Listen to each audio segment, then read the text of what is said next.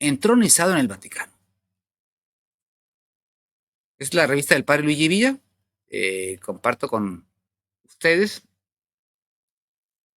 El padre Luigi Villa fue nombrado por el Papa Pío XII para combatir la masonería eclesiástica. Entonces, en esta revista de agosto de 2012, él publica, pues, narra, pues, lo que dijo Nuestra Señora en la Salet. Roma perderá la fe y se convertirá en la sede del anticristo. Pero, ¿cómo va a ser esto posible?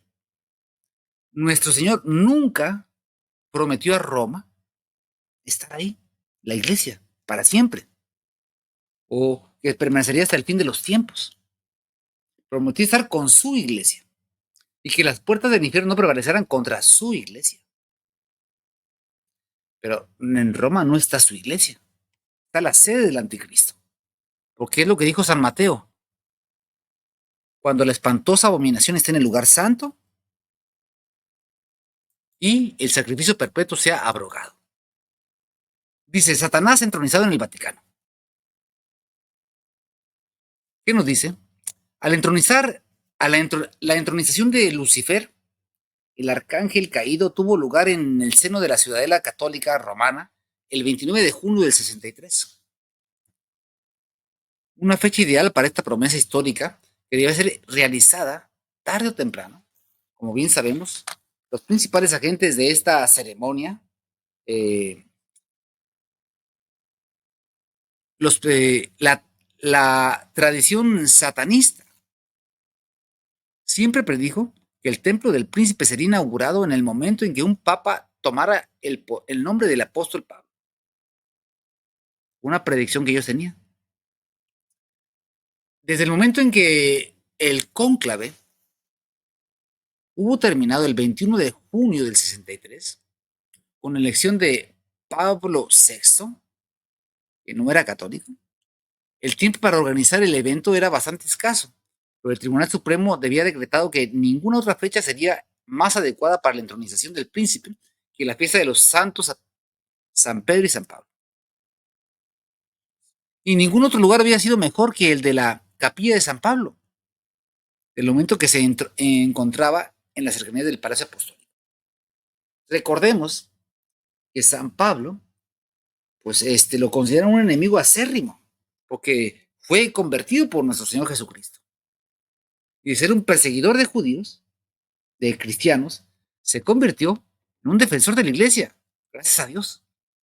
Dice, la entera y delicada cuestión del ceremonial fue confiada a las sabias manos del guardián de Roma, hombre de confianza del príncipe.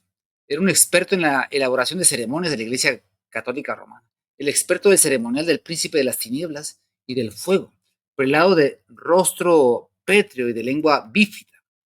En fin, entre todo ceremonial, como bien lo sabía. Era el de venerar la abominación de la desolación. Pero los fines últimos de los de asegurar que se cumpliera el surgimiento del príncipe en la ciudadela como una fuerza inexorable. El guardián se hizo responsable. Pero otras rúbricas como el contenedor de huesos, el ruido ritual, bueno, etcétera, etcétera, etcétera. Pero continúa. Narra cómo fue que hubo dos capillas. La capilla satélite, que estuvo en Estados Unidos, y la capilla madre.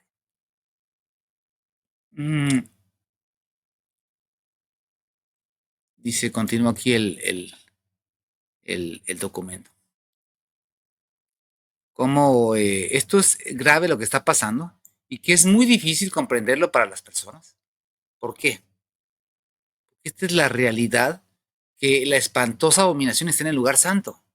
Leo fue gratificado por la elección de su capilla como capilla satélite y no hubo siquiera necesidad de explicar que el fin último no era el de matar la organización católico-romana, sino el de transformarla en algo verdaderamente útil.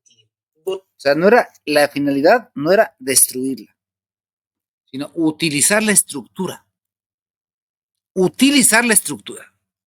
volviéndola homogénea y asimilable a un gran orden mundial que se ocupara exclusivamente de asuntos humanos con objetivos puramente humanísticos. Como expertos de su calibre, el guardián y el obispo americano comenzaron a disponer el doble evento ceremonial con una lista de nombres y un inventario de rúbricas. La lista de los nombres del guardián, que contenía los nombres de los participantes en la capilla romana, estaba formada por los hombres más ilustres, hombres de la iglesia de alto nivel y laicos importantes. Eran servidores fieles del príncipe en el seno de la ciudadela. Algunos de ellos fueron seleccionados, cooptados, instruidos y promovidos en la falange romana en el transcurso de los años, mientras otros eran representantes de la nueva generación, instruida para llevar adelante la voluntad del príncipe para los próximos decenios. Todos sabían que debían permanecer inobservables,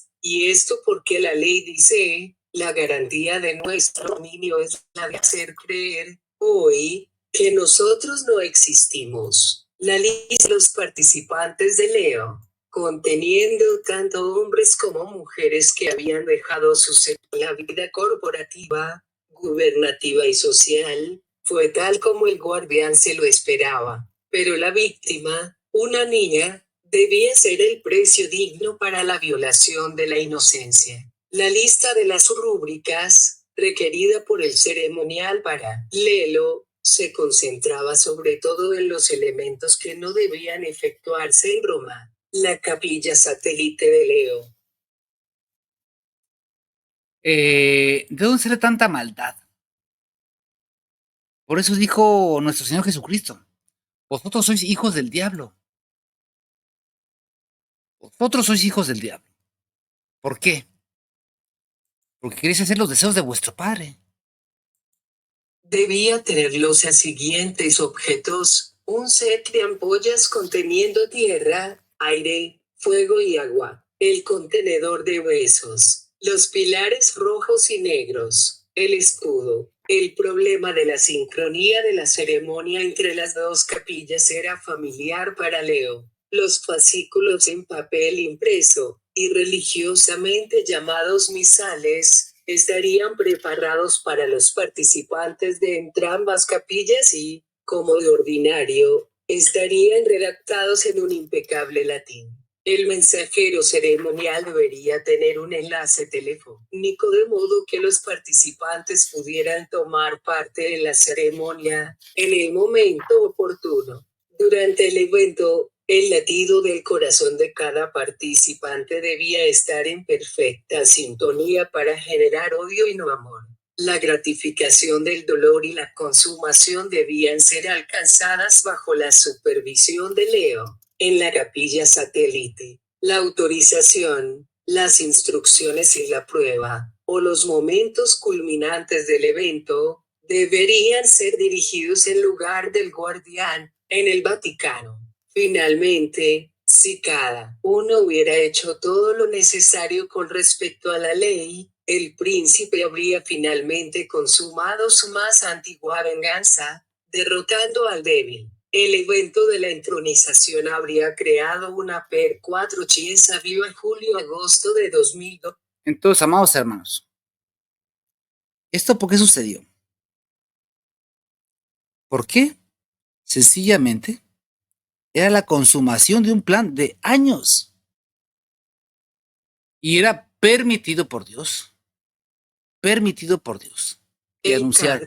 José Bernardín, de 1928 de 1996, después de su ordenación fue, durante años, secretario personal de Monseñor John Joyce Russell, obispo de Charleston. Bernardín, nominado por Pablo Bechica y como arzobispo de Cincinnati, se convierte luego en secretario y presidente de la Conferencia Episcopal Americana y arzobispo de Chicago. Bernardín era homosexual y fue acusado de violencia carnal por un cierto Stephen Cook, el cual, sin retirar su acusación, concluyó la causa con un acuerdo que establecía un pago de millones de dólares sobre el tabernáculo y estaba cubierto por un velo rojo sangre. Un trono, símbolo del príncipe reinante, había sido ubicado a la izquierda del altar. Los murales, con fastuosos frescos representando eventos de la vida de Jesús y los apóstoles, habían sido recubiertos de tela negra recamado en oro con los símbolos de la historia del príncipe. Al acercarse la hora, los fieles servidores del príncipe, en el seno de la ciudadela, comenzaron a llegar. La falange romana, entre ellos, algunos de los hombres más ilustres que podían encontrarse en el colegio, la jerarquía y la burocracia de la Iglesia Católica Romana. Además, representantes seglares de la falange, de pareja importancia con los miembros de la jerarquía, como, por ejemplo, aquel hombre prusiano que estaba a punto de entrar, un primerísimo campeón de la nueva raza humana, si alguna vez la hubo. No tenía aún 40 años, y era ya un hombre importante en ciertos asuntos críticos internacionales. La luz de las candelas negras resplandecía en las lentes de las gafas con marco de acero y en la cabeza calva, como si fuese un elegido. Elegido como delegado internacional y extraordinario detentor del poder para la entronización, el prusiano llevaba una bolsa de piel conteniendo la carta de autorización y las instrucciones para el altar, antes de tomar su lugar en el semicírculo. A 30 minutos para la medianoche, todos los bancos estaban ocupados por la actual cosecha de una tradición del príncipe, que había sido plantada, nutrida y cultivada en el seno de la ciudadela, durante cerca de 80 años. La capilla satélite, una gran sala que se encuentra en el subsuelo de una escuela parroquial, había sido preparada observando todos los dictados del reglamento. Primero el altar, ubicado sobre el lado norte de la capilla. Sobre el altar, un gran crucifijo con la cabeza vuelta hacia el norte. Un poco más adelante, el pentagrama cubierto por un velo rojo y a los lados. Más adelante, amados hermanos, más adelante nos dice el documento, en esta parte, de pues lo inmundo que es el ceremonial, que a veces consideramos que es imposible de que esto se celebre, pero es la explicación de lo que está pasando. ¿Por qué pasa todo esto? No se le entiende, no sé por qué pasa, no, es muy claro. Es muy claro por qué. Porque es el príncipe de las tinieblas. Es la espantosa abominación en el lugar santo. Eso es. ¿Qué nos dice en esa parte? Habla de las invocaciones, todo, narra toda la ceremonia, pero dice en esta parte. Al final dijo la invocación, creo en el príncipe de este mundo, que estará sentado esta noche en la antigua ciudadela. Y desde allí él creará una nueva comunidad. Y la respuesta vino inmediatamente después con voz tonante. Y su nombre será la Iglesia Universal del Hombre. Iglesia Universal del Hombre.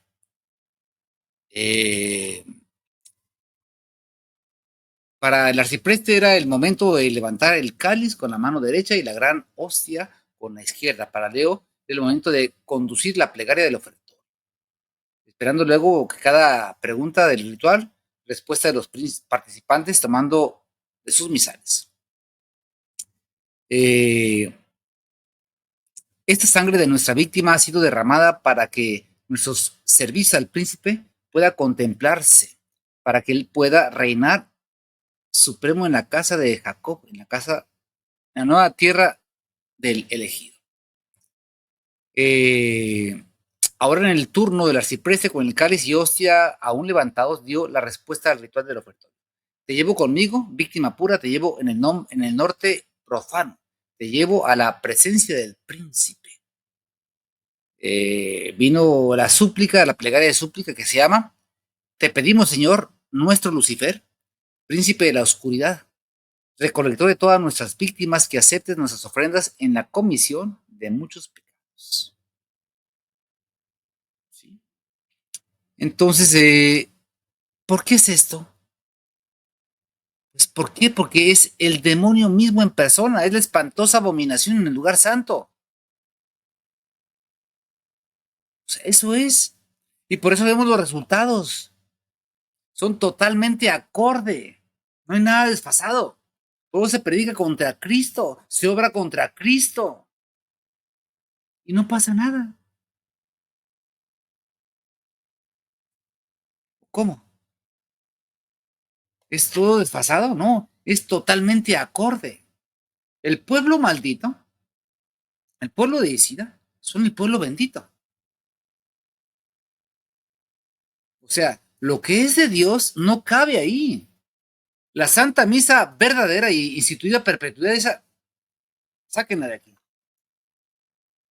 No, no se entiende, son los retrógrados. Escuchamos esta perversa oración que dice el arcipreste cuando llega a esta parte. Ven, toma posesión de la casa del enemigo, entra en el palacio que ha sido preparado para ti, desciende a tus fieles servidores, que han preparado tu lecho, que han erigido tu altar y lo han bendecido con infamia. Era justo y pertinente que el obispo le ofreciese la última plegaria de investidura de la capilla satélite, de conformidad con las instrucciones sacrosantas de la cima de la montaña. En nombre de todos los cohermanos, ahora te adoro, príncipe de las tinieblas, con la espada de todas las impiedades, ahora pongo en tus manos la triple corona de Pedro, según la adamantina voluntad de Lucifer, de modo que tú puedas reinar aquí, de modo que pueda haber una única iglesia, una iglesia universal, una vasta y potente congregación hecha de hombres, mujeres, de animales y plantas, de modo que nuestro cosmos pueda ser de nuevo uno, inmenso y libre. Vamos, hermanos, esto es demoníaco. Y por eso encontramos un vacío. Los edificios sí, la estructura sí, pero ¿falta quién? Falta la estructura de nuestro Señor. Eso falta. O sea, ¿dónde estás? Y es lo que provoca el vacío en las personas. ¿A quién iremos? ¿Dónde estaremos? O sea, ¿qué pasa? Bueno, muy sencillamente, es la espantosa abominación en el lugar santo. Pero las personas han sido educadas para no aceptarlo. Porque en este mundo busca mi interés. ¿Qué me conviene? Aunque sea cosas maléficas, eso hacen. Entonces es ahí donde entra la perversidad. Si en este momento se instaurara nuevamente lo que es la iglesia verdadera, iban a rechazar. Estamos tan a gusto así. El delegado internacional alzó la mano izquierda. Todos vosotros, habiendo escuchado esta autorización, juráis ahora solemnemente aceptarla intencionalmente, inequívocamente, inmediatamente y sin ninguna reserva. Lo juramos todos vosotros. Juráis solemnemente que vuestra administración tendrá como objetivo satisfacer los deseos de la Iglesia Universal del Hombre. Lo juramos solemnemente. ¿Estáis prontos a firmar con vuestra misma sangre esta voluntad? De que Lucifer os castigue si no hubierais sido fieles a esta promesa de pacto. Estamos prontos y dispuestos. Aceptáis todos que, con tal promesa, transferís vuestra alma desde el antiguo enemigo. O sea, no están jugando. Porque muchas veces cuando hablan de satanismo, cuando hablan de cosas, piensan que son unos locos, no, no. Saben perfectamente lo que están haciendo. Entonces, después de este tipo de ceremonias, los frutos que estamos viendo, la manera como se burla de Jesucristo nuestro Señor, llegó prevoz. Yo creo que él no sabe cómo están las cosas. Ahorita se va a componer, como él es buena gente. No. El asunto no es que si lo acusan de encubrimiento de abusos sexuales, no. Ese no es el abuso, ese no es el asunto. Simplemente ese es una estrategia de ellos. Si no te alineas, vas sobre ti y a la cárcel vas. Sí, sí, simplemente eso es. Pero es una persona que para llegar ahí, tuviste que pasar por muchas cosas. Y por eso la mejor estrategia es presentar a un imbécil como que no se da cuenta, como que no sé qué está pasando. Déjeme investigar. Ahorita checo. Claro, sí, sí, eso es muy grave. Pero nunca se combate al enemigo real. Lo máximo que se llega a decir es el modernismo. No, no es el modernismo, es la sinagoga de Satanás. Esta es. Enemigo, el débil supremo, a las manos del omnipotente Señor nuestro Lucifer lo aceptamos. Luego fue el momento del rito final, la prueba. Con los dos documentos puestos sobre el altar, el delegado extendió su mano izquierda al guardián. Con un alfiler de oro, el guardián pinchó el pulgar izquierdo del delegado e hizo imprimir la impronta del dedo ensangrentado en el nombre del delegado escrito en la ley de autorización. Inmediatamente después, fue el turno de todos los otros participantes del Vaticano. Cuando todos los miembros de la falange hubieron satisfecho este último requerimiento del ritual, una pequeña campana de plata sonó en la capilla de San Pablo. En la capilla americana, la campanilla de la eternidad sonó 3 veces. Din, don, dan. En orden de rango los participantes comenzaron a salir. Primero, los acólitos, luego, el hermano médico con Agosto. Desde entre los brazos, finalmente, el arcipreste y el obispo Leo que continuaban cantando, mientras se retiraban a la sacristía. Los miembros de la falange romana salieron de la corte de San Damaso, al alba de la fiesta de los santos Pedro y Pablo. Algunos de los cardenales y obispos intercambiaron saludos con la respetuosa guardia de seguridad con un distraído signo de la cruz de bendición sacerdotal trazado en el aire, mientras entraron en sus limusinas. Poco después, las paredes de la capilla de San Pablo brillaron de luz, como siempre, con los maravillosos frescos y pinturas de Cristo y del apóstol Pablo, cuyo nombre fue tomado por el último descendiente de Pedro porque Pablo es chica y eligió justamente la fecha del 29 de junio de 1972 para hacer su discurso acerca del humo de Satanás que ha entrado en la iglesia. Porque los festejos del 15 grados año de pontificado de Pablo Bechica y se hicieron el 29 de junio de 1978. ¿Por qué no elegir la fecha de su coronación en lugar de la entronización de Lucifer, el director de los museos vaticanos? Antonio Paolucci describe así la importancia de la Capilla Paulina como corazón de la cristiandad. En cierto sentido, la Capilla Paulina, más aún que la Sistina, es el lugar identificatorio de la Iglesia Católica y cuando sobre el altar se expone el Santísimo Sacramento, el rol del Papa, custodio del Corpus Christi, en la legitimidad de la sucesión apostólica y la fidelidad a la ortodoxia, está perfectamente significado. Chiesa Viva julio-agosto de 2012-9. La Capilla Paulina en el Vaticano, 2009. El altar está separado de la pared. Han reaparecido las velas, el crucifijo y la imagen de la Virgen. La Capilla Paulina en el Vaticano, 1978. Conclave de Juan Pablo Lee. El altar está desnudo. Falta el crucifijo y la imagen de la Virgen está desaparecida. crucifijo y la imagen de la Virgen habían sido eliminados, no hicieron otra cosa que... Ahora se nos comenta que el 30 de junio, dice, en el verano de hace 2 años atrás, la prensa reportaba que el 30 de junio del 2009 es presentada a la prensa la Capilla Paulina, restaurada en el corazón del Palacio del Vaticano, desde hace muchos años cerrada, inutilizada, aunque estaban presentes dos frescos de grandísima importancia. Estuvo cerrada durante muchos años. Durante muchos años cerrada. ¿Por qué? ¿Sabrá Dios?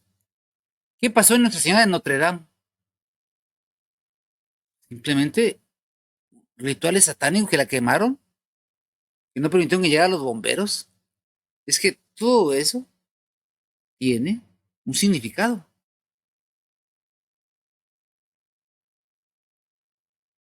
¿Por qué?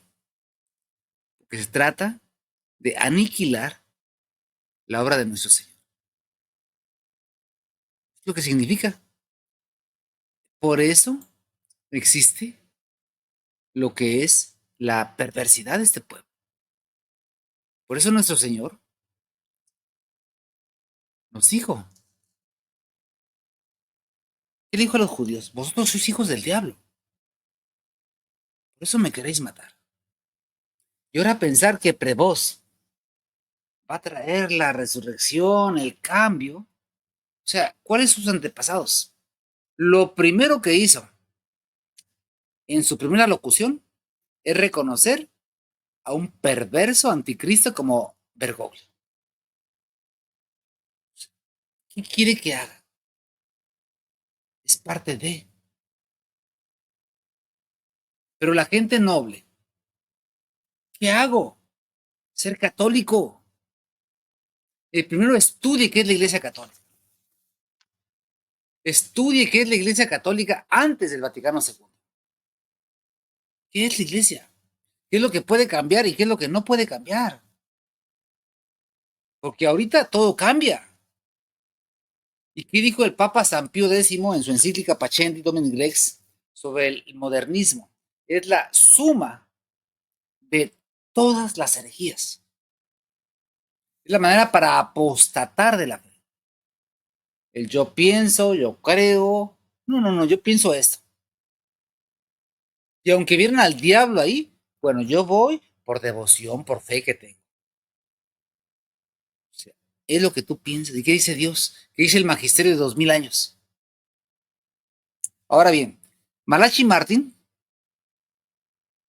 dio como fecha de este ritual satánico el 29 de junio de 1963, una semana después de la elección de Paulo VI, que él mismo más tarde advirtió de cómo el humo de Satanás había entrado en el santuario. El mismo Paulo VI. El 22 de agosto de 2019, Malachi Martin en Nueva York, en el periódico de New American, declaró, en esencia, el modernismo sostiene que los dogmas cambian, lo cual es un hecho. Sí, lo cual es un hecho. O sea, ahora el infierno está vacío, en todas las regiones se puede salvar, cuando es un dogma que fuera de la iglesia no hay salvación ni perdón de los pecados. Pero pues para ese señor todo cambia. Dice, entre los cardenales y la jerarquía, dice Malachi Martin en la entrevista de 2019, dice, la jerarquía hay satanistas, homosexuales, antipapistas. Serán reemplazados los 10 mandamientos por una nueva religión. ¿Y qué es lo que hizo Bergoglio cuando nombró los mandamientos, los pecados contra los migrantes, contra la madre tierra? Es lo que está haciendo, cambiar los mandamientos. Dice, el problema dentro de la iglesia, dice Malachi Martin, es la apostasía, el haberse apartado de los dogmas fundamentales, especialmente aquellos que ocupan altos puestos. O sea, el problema está en la cúpula. Hubo una entrevista al padre Amor, el exorcista del Vaticano, supuestamente, el 30 de junio del año 2001, en la cual dijo, Hay sacerdotes y obispos que no creen en una verdad evangélica. Pero seamos claros, alguien es solamente hereje si se le acusa de cometer un error y persiste en él. Pero debido a la situación que existe en la iglesia, le llama él, jamás acusará a ningún obispo de no creer de no creer en el diablo, ni en las posesiones demoníacas, ni de nombrar exorcistas porque no creen en esas cosas. Pues que ellos mismos son los que entronizaron a Satanás. Dice, la terrible desaparición de la fe en toda Europa hace que la gente se ponga en manos de hechiceros y adivinos, en las sectas satánicas. En el libro de Los Milenarios del Vaticano contra Dios, ediciones B 1999, dice que aparentemente fue escrito por una serie de prelados cuya identidad no quisieron revelar. Se relata las increíbles atrocidades y todo tipo de aberraciones que se cometieron a puertas cerradas. Incluso el daño que se hizo a la imagen de la piedad de Nuestra Señora, donde se ultrajó. Hay un documentado donde se habla de que fue el mismo Paulo VI. ¿Por qué? Porque son de Satanás, no son de Dios. O sea, ¿qué es lo que hay atrás de todo esto? Es la espantosa abominación en el lugar santo. Pero no solamente se queda ahí, sino también en el Pusilo Grex.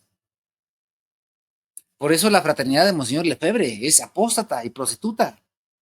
Vea los frutos. Vea la Sociedad Trento. Vea la congregación de Monseñor Pivarunas. Es lo mismo, pero de una manera gradualística. ¿Por qué? Son mentiras. ¿Y qué dice el Evangelio de San Mateo? Cuando la espantosa abominación esté en el lugar santo, en aquellos días casi nadie se salvaría. Y si no se abrevian, nadie se salva, ni aun los elegidos. Porque ¿quién cree realmente en Dios? ¿Los obispos tradicionalistas? ¿Los obispos de misa en latino? Si son iguales. ¿Dónde está esa pequeña iglesia reducida a su mínima expresión? Por eso dice Michael Smaus en el tomo 7 de Teología Dogmática sobre los novísimos, página 181. Dice, la victoria de Satanás parece inevitable. ¿Qué puede una desvalida mujer contra su terrible fuerza? ¿Qué puede la iglesia reducida a su pequeña expresión contra Satanás? Satanás ama las tinieblas y el caos. Es el corruptor del mundo. Pero ocurre lo inesperado. No le toca ver la victoria. No le toca ver la victoria. La victoria de Dios contra el terrible ataque de los poderes infernales está asegurada. Está asegurada. El problema no está en eso. El problema está en los que se dicen creer en Dios. Porque nuestro Señor Jesucristo dice, cuando venga por segunda vez a la tierra, que viene por segunda vez, no es opinable, es un hecho. Viene por segunda vez, dice, pero con gloria y majestad. ¿Acaso encontraré fe en la tierra? Empezando por los obispos de misa en latín, de misa de siempre. ¿Encontrará fe en ellos? Son los principales traidores.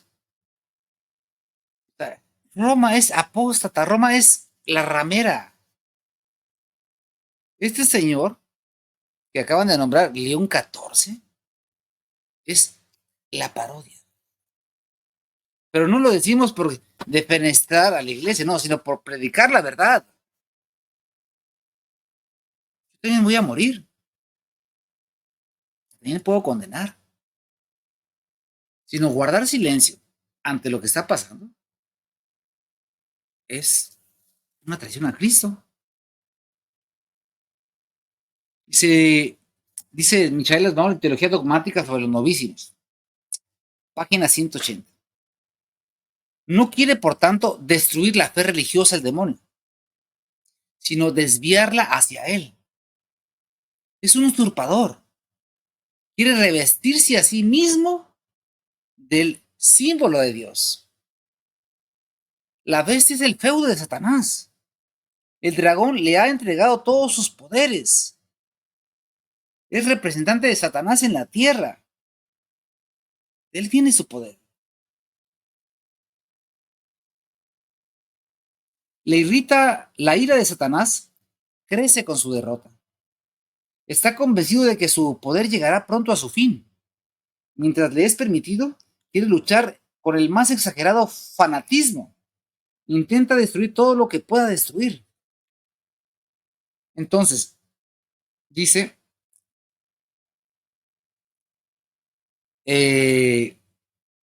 los mundanos no lo van a entender. Los mundanos quieren vivir en paz. Quieren tener paz. Ficticia. De problemas no me hables, por favor. Me alteras mi paz. Ellos son los buenos católicos. Háblale de Tomás de Kempis, háblale de espiritualidad, para que se mareen un poco. No háblale de teología, porque se espantan. Dice la teología en página 184. Una pequeña comunidad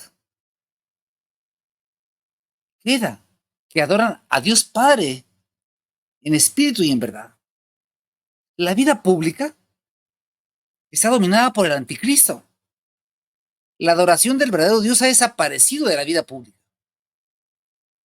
pero sigue haciendo a pesar de todo.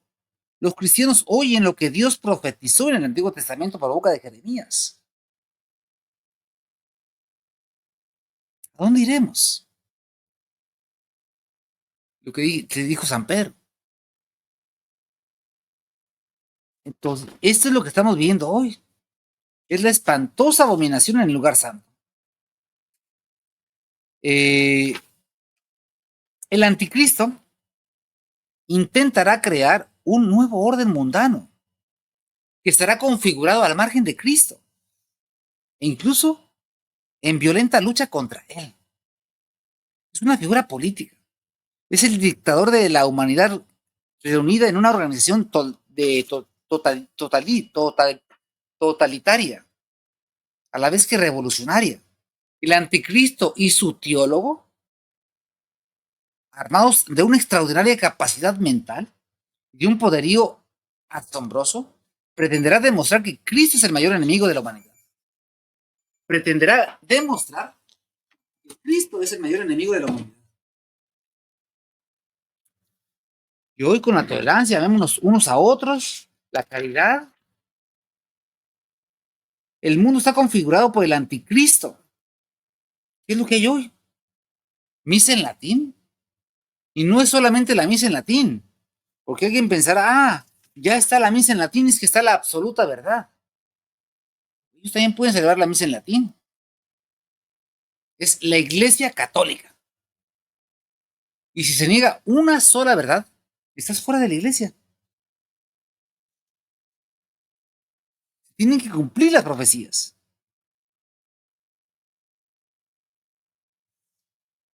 ¿Qué tan terrible será? Porque dice la Sagrada Escritura en San Mateo. Después de esta terrible confusión, aparecerá nuestro Señor en el cielo y todos lo verán. Y descenderá con gloria y majestad. Y dice la teología, los hombres buscarán la muerte para escapar de tan terribles tormentos, pero la muerte les huirá. Los hombres le han vendido su alma al desligarse de Dios. Se han unido al demonio. Y por eso es tan terrible. Este es el libro. Lo decimos. Los hombres se van a espantar porque ¿qué es lo que busca el hombre hoy? ¿Qué es lo que busca el católico? Quiero tener paz. Quiero estar a gusto. Si da limosna, es porque quiere tener paz. Quiere sentir la paz. Si va y hace un acto, un apelador, lo que sea, todo es porque él quiere sentir y sentir y sentir y sentir. ¿Y cuánto es esa norma de fe? No, es la verdad porque yo así lo siento, yo así, dentro de mi corazón siento la presencia de Dios. ¿Eso dónde lo saca?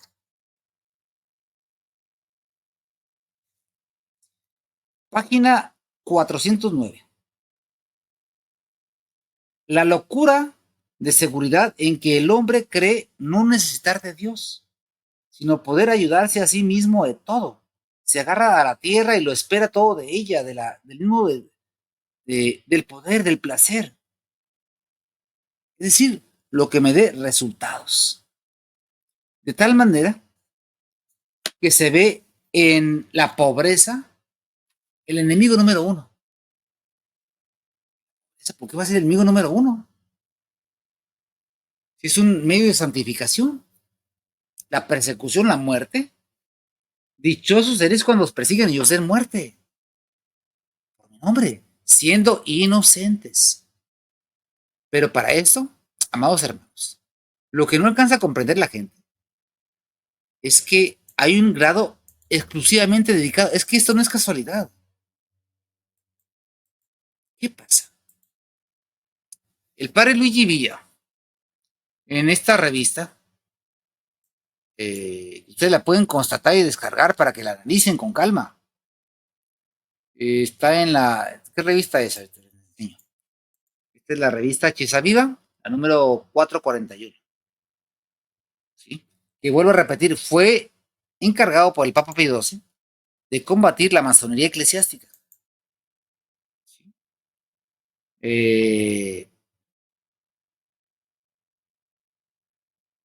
Nos dice, bueno, aquí habla de muchísimas cosas perversas, de la homosexualidad de Pablo VI, de todas las cosas que dice, el joven padre Montini mostraba adversión por las devociones marianas, particularmente por el rosario. Él dijo que prefería un enfoque más cristocéntrico, más mariológico, cuando esa es una señal de condenación eterna. ¿Sí? Una señal de condenación eterna. ¿Y quién eran sus amigos? Tomó sus vacaciones para ir a Inglaterra y Escocia en compañía del siciliano Mariano Rampolla del Tíndaro, sobrino del nieto del cardenal Rampolla, de Luciferino. O sea, siempre se reúnen los mismos. Pero bueno, vayamos a lo que les quería mostrar en la página 53, si no me equivoco. Aquí nos habla sobre el grado caballero 30. Dice el masón. Bueno, ¿qué es lo que representa? Porque dicen, ¿qué tienen contra los masones? ¿Qué pasa ahí?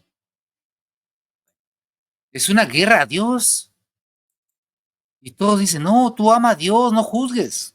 El masón, en este grado se abandona a la guerra abierta contra Dios. Sin embargo, advertido que ninguno se eleva a este grado sin haber sacrificado al objeto de su culto.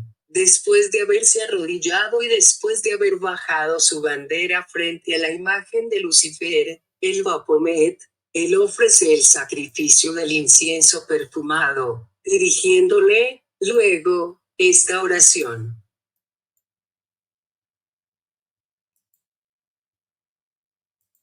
Comillas, oh sabiduría omnipotente, objeto de nuestra adoración, eres tú a quien en este momento nosotros invocamos, causa suprema del universo, razón eterna, luz del espíritu, ley del corazón. Cuánto es augusto y sacro tu culto sublime y como del odio satánico contra Dios está bien expresado por el gesto simbólico del caballero Kadosh. Vibra el puñal contra el cielo, mientras canta su cántico y termina repitiendo su invocación a Lucifer, comillas Dios Santo, vengador y su desafío a Dios, comillas venganza, Adonai, León Meurim, francmasonería sinagoga de Satana, Siena. Amados hermanos, ¿qué sucede? Una persona que escuche esto del nuevo sordo, pues se escandaliza. ¿Cómo puede ser posible que digan todas esas cosas del Santo Padre? Vea los frutos. Vea los frutos, nada más. Ahora, esto lo escribe el padre Luigi Villa. Su homosexualidad. Pablo VI. Porque es casi una. O sea, para llegar a esos puestos tiene que ser homosexual. ¿Qué? Porque así lo mandan sus jefes que sirven a Lucifer. Comenzamos nuestra tarea presentando extractos del libro de la famosa investigadora doctora Randy Engel, El rito de la sodomía, homosexualidad y la Iglesia Católica Romana. La voz que Montini se sentía atraído por hombres jóvenes, circuló durante largo tiempo. El testimonio de Robin Bryans, escritor irlandés, declaradamente homosexual, en su autobiografía de 1992, The Dust Never Settles, El polvo nunca se asienta, afirma que su amigo Hugh Montgomery le dijo que él y el joven Montini habían sido amantes cuando él fue nombrado diplomático en el Vaticano. El escritor francés y ex Paulo Bechica hijador, Roger Peirefite, homosexual confeso y defensor de los derechos gay. En 1976, en una entrevista a D.W. Gunn y J. Murat, representantes de la Gay Sunshine Press, habló de la homosexualidad de Paulo Bechica y quien, cuando era arzobispo de Milán, iba a una casa apartada para reunirse con muchachos ad hoc. Esta entrevista fue recuperada y reproducida por la revista italiana Tempo de Roma. El 26 de abril de 1976, el vicario de Roma y la Conferencia Episcopal Italiana decretaron un día de reparación universal. También el Papa, el Domingo de Ramos, hizo una declaración, desde su balcón, hablando de las cosas horribles. Calumnias que se habían dicho de él. ¿Sí? Pero ¿por qué no condenó la pedofilia? ¿Por qué no condenó la homosexualidad? ¿Y qué pasa en la sociedad Trento? ¿Qué pasa en las congregaciones de misa en latín? Pues exactamente lo mismo. ¿Pero por qué?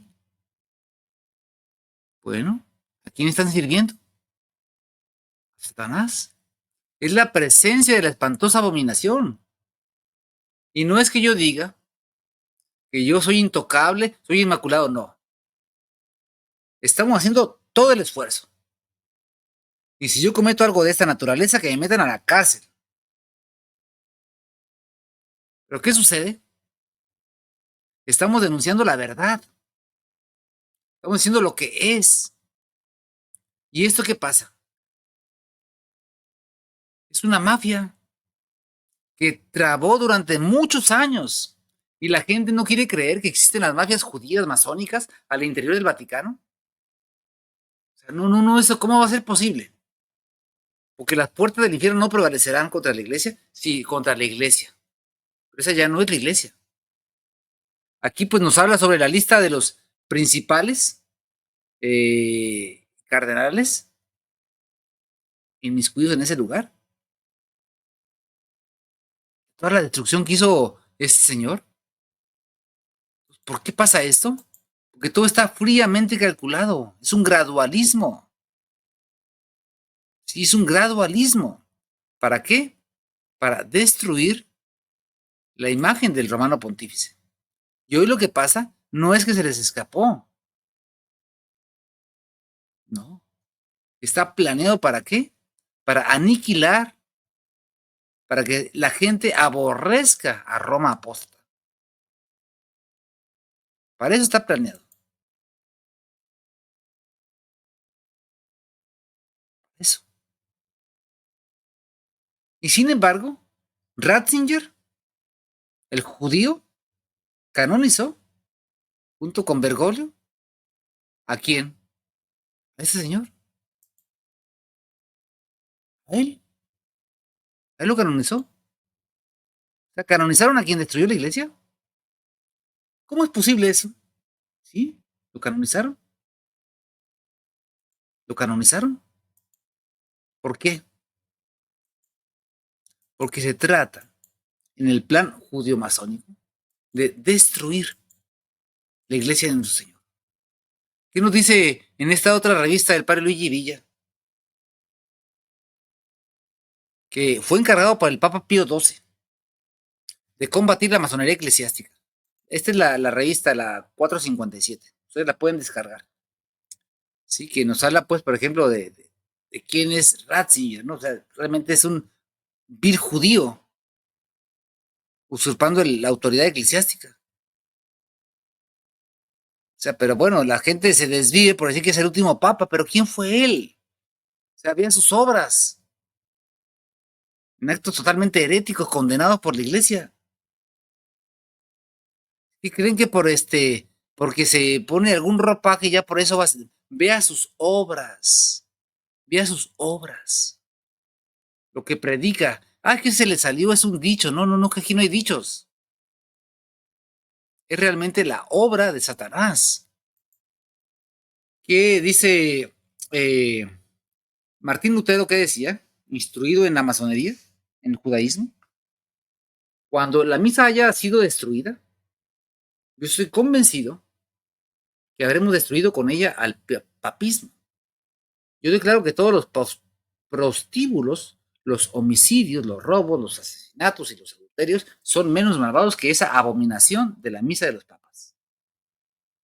Y ahora dice el gracias a Dios muerto de Bergoglio, que Lutero, pues, que pase, no pasa nada. Hasta puso una imagen de él ahí en su lugar de perversidad.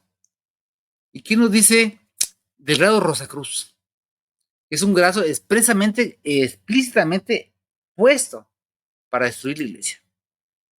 ¿Cuál es la idea? ¿Para qué es este grado? Porque hay mucha gente que no entiende.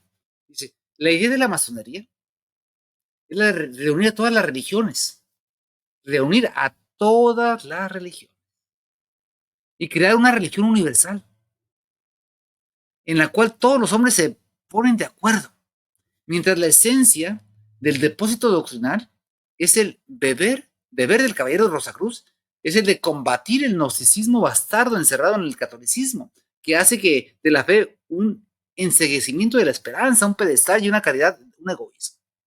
El caballero de Rosacruz debe eliminar el sacrificio de Cristo en la cruz, de la paz de la tierra. Oiga, ¿sabe lo que eso significa? Y alguien pues dirá, oh, no, es que es una locura, ¿cómo va a ser cierto esto? Bueno, ¿y qué es lo que están haciendo? Benedicto XVI, por ejemplo, con todos los falsos creencias ahí reunidos para rezar. Es un acto gravísimo. Es la mejor señal de que no es papa. Favoreciendo al pueblo judío. ¿Quién fue él? Sus dichos y sus hechos. Ah, que fue una opinión. No, señor. Si estudiamos lo que es la iglesia,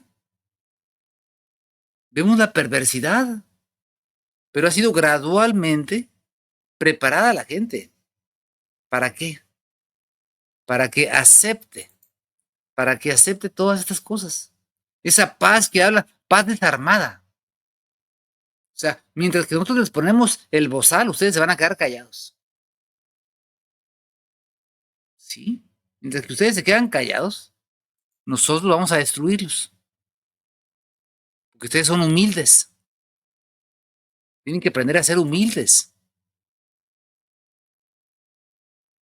Entonces, por eso se dan tantas lecciones de humildad, de obediencia, para que la gente diga, hay que ser humilde. Sí, violan a tu hijo, sé humilde, hijo, eso te lo manda Dios. No, ¿por qué?